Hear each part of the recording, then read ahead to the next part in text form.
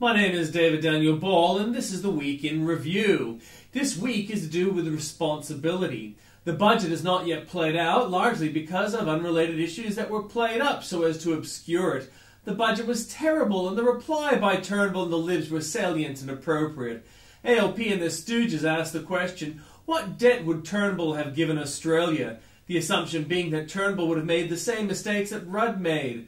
Tellingly, Gillard was interviewed by Alan Jones and had this line, sometimes the recovery following a recession can be strangled by debt created at the end of the recession. We brought our spending forward so that wouldn't happen.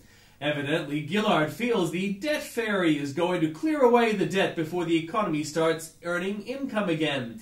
There is a lot to be said for responsible management of the economy, and both Peter Costello and John Howard made some appropriate remarks regarding the direction the government has taken and its lax fiscal discipline.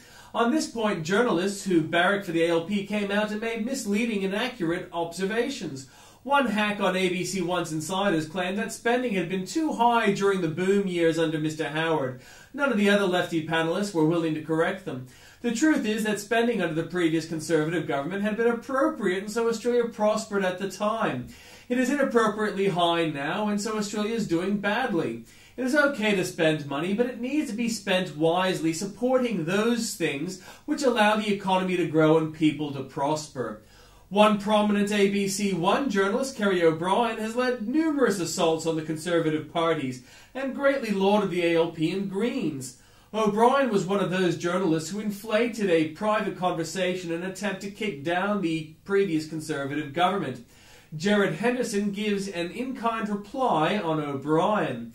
Well, I've come across the notes of a conversation of a coalition staffer who happened to be shouted a tequila by Red Kerry in the Holy Grail restaurant in fashionable Kingston. The time was 2:30 a.m., give or take a couple of tequilas. The date was the morning after the budget night before. The coalition staffer's note of the conversation, which was witnessed by another coalition staffer, is as follows. O'Brien was visibly, delete this word, let's go with tired and emotional instead, editor, but was friendly and candid.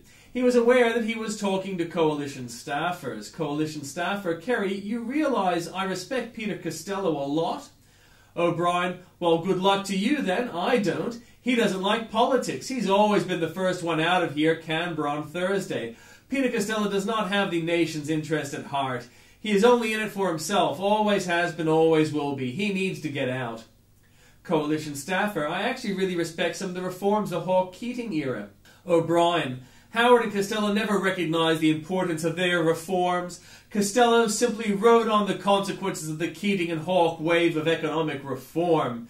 Now, normally I would not publish the note of a conversation conducted in private on a dark Canberra night or morning, but this is what the 730 Report's political editor Michael Brissenden did concerning a conversation he and two others had with Peter Costello in 2005. Mr. Brissenden's release of the details of the off-the-record conversation a couple of years later was specifically approved by Kerry O'Brien. O'Brien's obvious hatred for Costello is inappropriate for a journalist who is supposed to provide a balanced view. Clearly, O'Brien is not up to the task professionally, as he personally launches repeated assaults by being misleading and biased. It is irresponsible, yet we have no choice but tolerate it from our national media. O'Brien is not alone. Even when Paul Kelly has trouble opposing Rudd's ridiculous spin, this is Kevin Rudd and Wayne Swan's real problem, keen to promote themselves as decisive leaders during an economic crisis, this week they look scared, silly, and subservient to political spin. Kelly only thought it was this week? A former South Korean leader who wanted closer relations with North and more distance from U.S. committed suicide. Lily Allen became one of a large number of opinionated pop stars to tell people what to think. Look inside your tiny mind, then look a bit harder, because we're so uninspired, so sick and tired of all the hatred you harbor. Apparently she has a lot of hatred inside too. Biden and Pelosi combined to make Obama appear good by virtue of being better. One expects scientists to talk about their research. Instead, we have several instances of scientists proclaiming that they campaign on issues instead, including in Australia the Bureau of Meteorology and CSIRO, in the US NASA, and worldwide the IPCC. Is your job safer now? Work Choices is gone. Retiring MP Shelley Archer was paid $5,000 to go on a junket to Cuba to celebrate their revolution and an end to Work Choices. This week I was privileged to go to a morning tea and raise funds opposing cancer. I had an agenda, as always, to bring myself to the attention of a political figure and raise the issue of justice for Hamidur Rahman. I was told to give up, but I won't. Hamidur and his family deserve justice. Hamidur is dead and so cannot speak for himself. I've not got evidence of murder. Instead, I have compelling evidence that the investigation into the death was bungled and may have been corruptly covered up. And that was the week that was.